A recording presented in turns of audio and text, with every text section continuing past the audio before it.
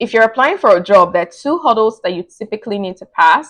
The first hurdle is the selection hurdle. This is where you submit your resume, your cover letter, your portfolio, and you hope to God that you get selected for an interview. Now, when you do get selected for an interview, you need to pass the second hurdle, which is going from the interview to getting an offer. And if you've already gotten selected for an interview, it means that you've already done half of the work.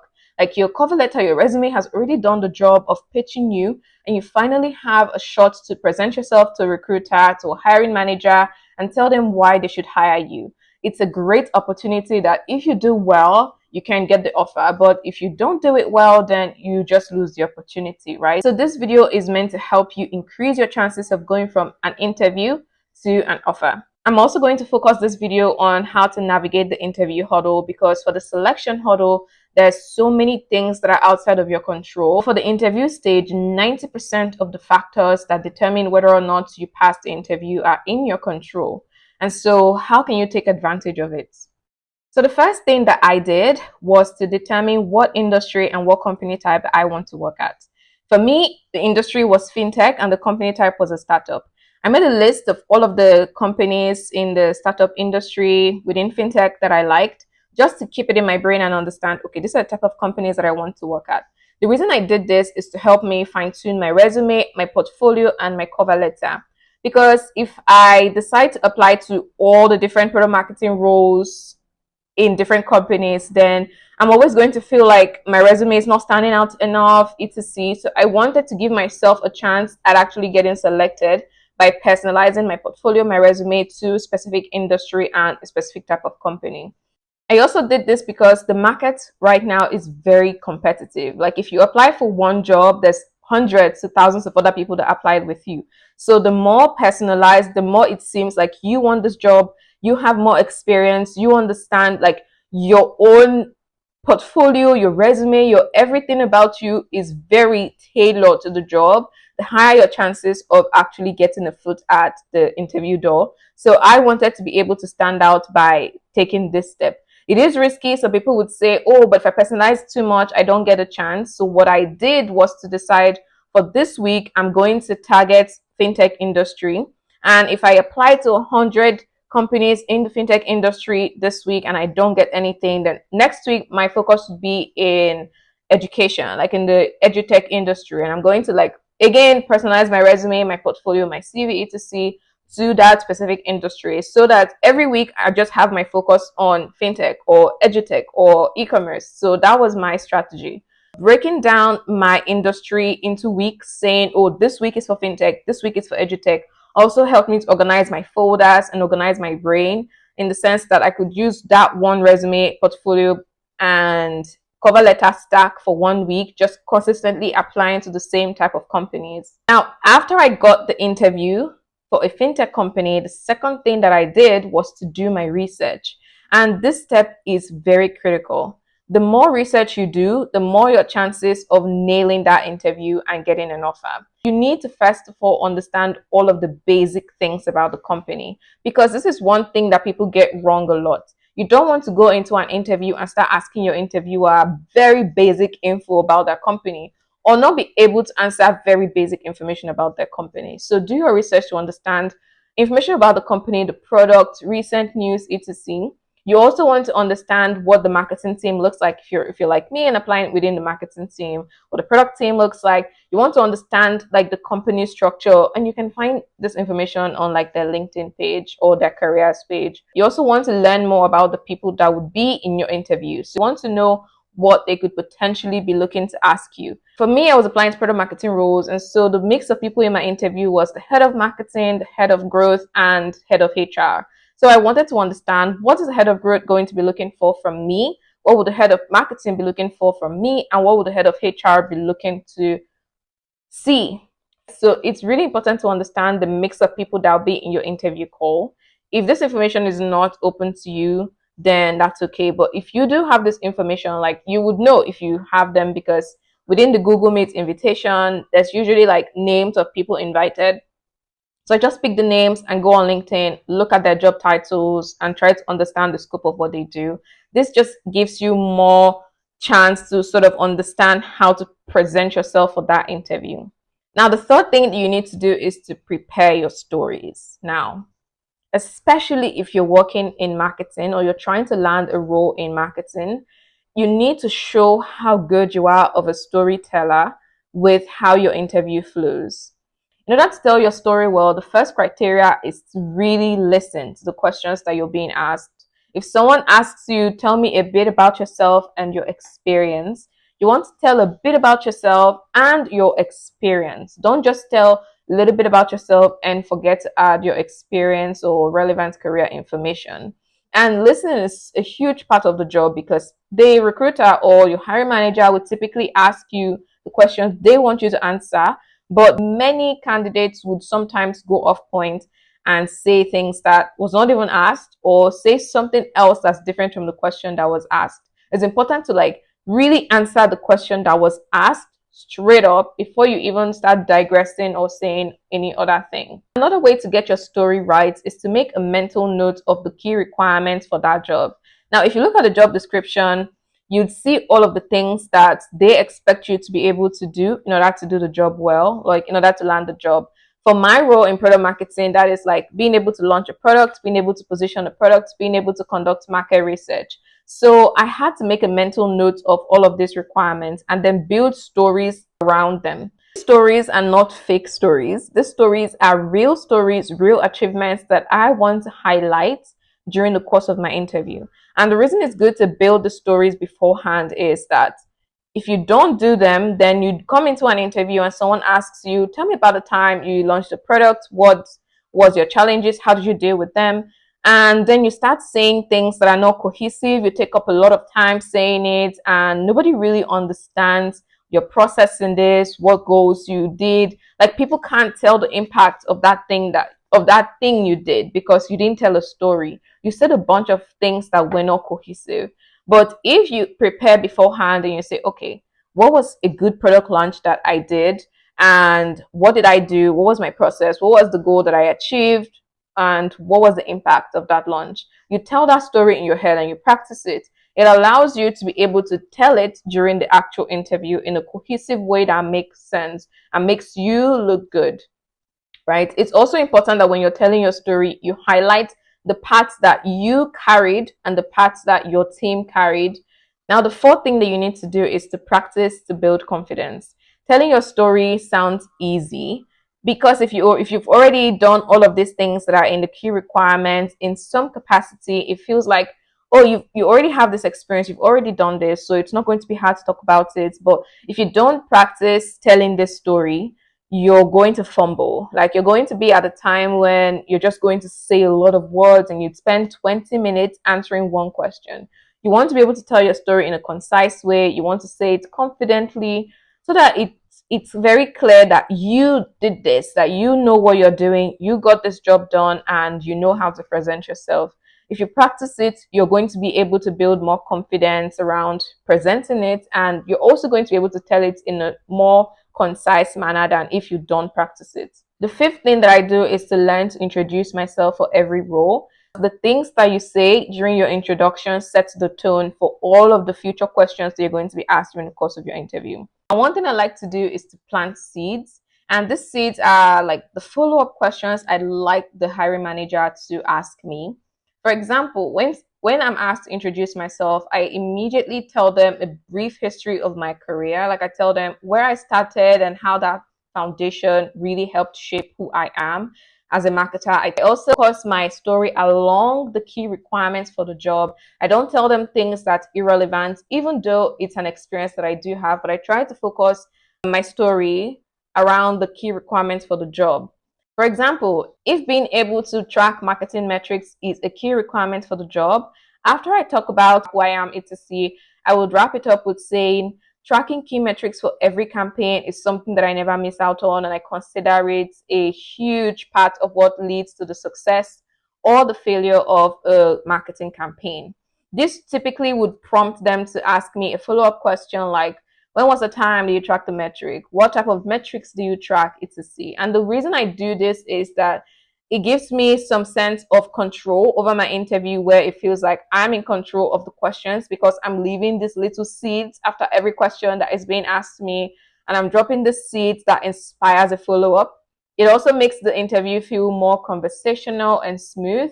It's sort of like I'm leading the interview, but I'm not leading the interview because I'm planting the seed and allowing the interviewer to sort of ask the follow-up, and then I answer. So instead of just going on and talking so much about something else, I try to drop follow-ups. I try to drop the seeds that trigger the interviewer to ask me a follow-up question along a skill that's a key requirement for the job.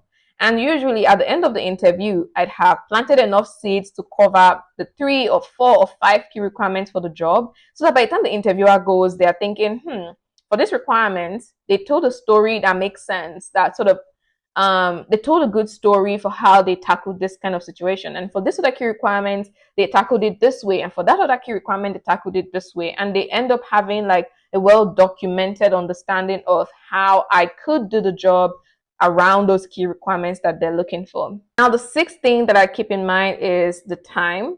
I always pay attention to time, and you should be doing it too. So if my interview is slotted for 30 minutes, I try to prepare myself for a 30-minute conversation. I already tell myself that, okay, maybe 5 minutes goes to intros, another 5 minutes goes to outros. And so really I have only 20 minutes to talk about my actual skills and to pitch myself and to show that I am a good fit for the role. And so when you're telling your stories, you need to keep it concise. Again, go back and try to make a mental note of the key requirements for the role. If there are 4 key requirements, try to keep 4 seeds that you need to plant in order to get to answer 4 questions along those key requirements for the job. This allows you to slot out 5 minutes for each one of the questions that you want to answer. You also need to leave out time for like follow-up questions that may drag on a little bit. So it's a crazy time game, but the way that you can keep the time is to just go straight to the point and answer the questions that are asked. If someone says, when was the time you did this? Straight to the point, say, one time I was asked to do this, my process was this, I achieved that, this is what I learned, this is what I would do better next time in that kind of scenario. Straight to the point, answering the questions, and then giving them time to actually ask follow-up and make the conversation smooth and easy. If you spend time answering one question and you spend 12 minutes or 15 minutes answering one question, then the interviewer would naturally sort of speed through the other questions, which is a disservice to you because it doesn't give you enough time to talk about how you're a really good fit for the role based on all of the key requirements that they need for that role.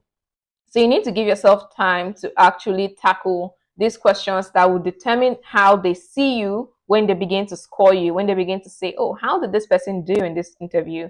I think that they had all of the things that we wanted, or we were only able to talk about this. We didn't really talk much about that or that thing. You don't want that to be your story. You don't want them to be thinking, yeah, I know she has good experience around this, or he has good experience around this, but for this other side, we're not sure. You want them to be sure around like all of the key requirements they're looking for. And so you must leave enough time to get them to actually ask those questions. Another thing you need to pay attention to, because at this point I've lost track of my number, but I think this is number 6 or 7, is who is interviewing you. You need to understand who are you speaking to on the call and exactly what are they looking to hear. If you're speaking to the HR manager, usually they are looking to find someone who fits right into the culture of the company. They're looking for someone with great attitude and can do the job, but usually they don't know you can do the job because they're not your hiring manager. They don't work in your department. They just want to know that you have the right vibe and energy for the company. So you want to understand the mix of people on that call with you. And if you're speaking directly with your boss or your would-be boss, if you get the job, then you need to understand what they'd be looking for. They want obviously someone that's competent with the skills that they're looking to hire for, but also someone that understands feedback, that learns fast, is proactive, etc. And number 8 is be authentic, be honest, do not lie, and be realistic. Look, people would know when you're lying. So if you don't have the answer to a question, it's really okay to just say, yeah, I'm not very sure about that one, or I don't know. But I also know that we have like a bias, like whenever we don't have the answer to a question, we get scared. Like this part of our brains that just makes us feel anxious.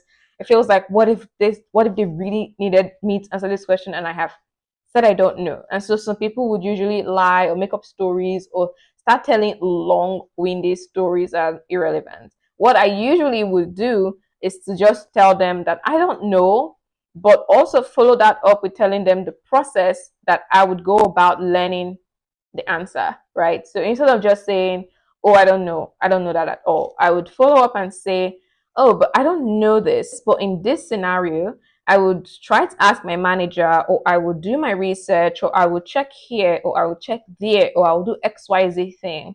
But I'll basically tell them how I would go about learning the answer to that thing that I don't know at this point, because what that shows my interviewer is that I'm a proactive person. That even though I don't know something, I'm actively thinking of how to know it or what to do to know the answer.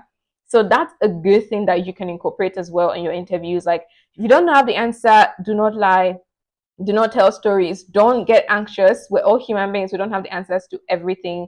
We haven't been in every single scenarios in our careers. So it's okay to just say, oh, I've not experienced this scenario before, but if I experience it, this is how I would approach it off the top of my head right now. I would explore doing this, I'd explore doing that, just so that they'd see that you're a proactive person and you're someone that would look to solutions when you're in a situation that you're not familiar with. You're not someone that would immediately just say, yeah, I don't know, and fold your arms and just move on, right? So that's an important thing that I do in my interview process. Another thing is to like pay attention to the room and the energy. I think I said a variation of it earlier, but for this one, it's about presentation, your energy, your vibe. If you enter an interview room and you just say, hello, good morning, your recruiter is going to feel like loss of energy. But if you enter with a lot of energy, you have the opportunity to make them feel excited to speak to you. Number 9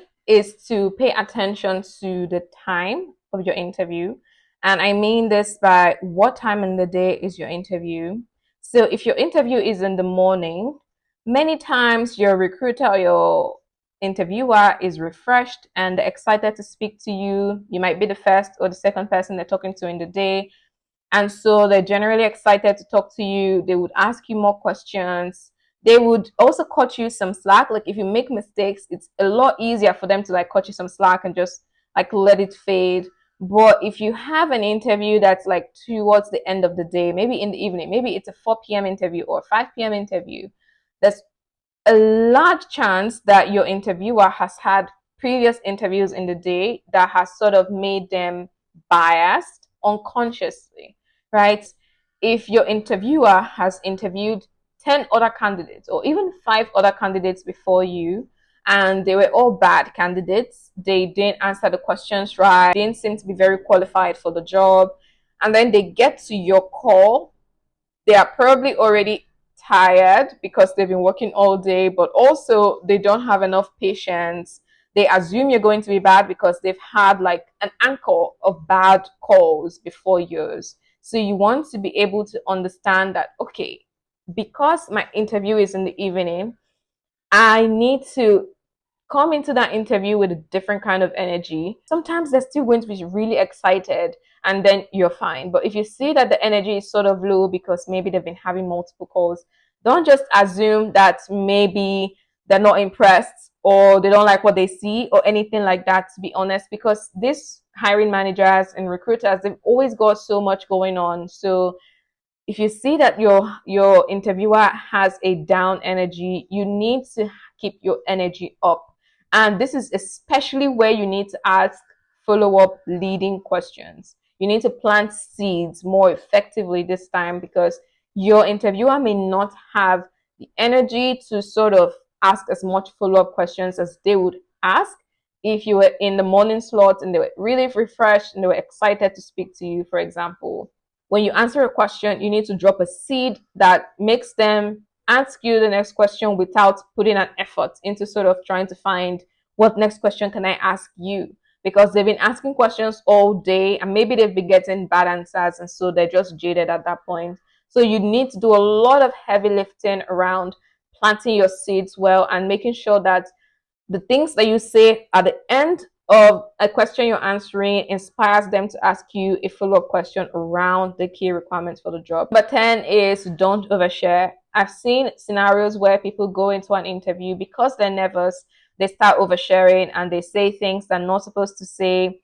Unconscious bias is real, you guys. Sometimes people don't want to be biased against you, but you end up sharing something that inspires or that triggers bias, and you end up shooting yourself in the foot.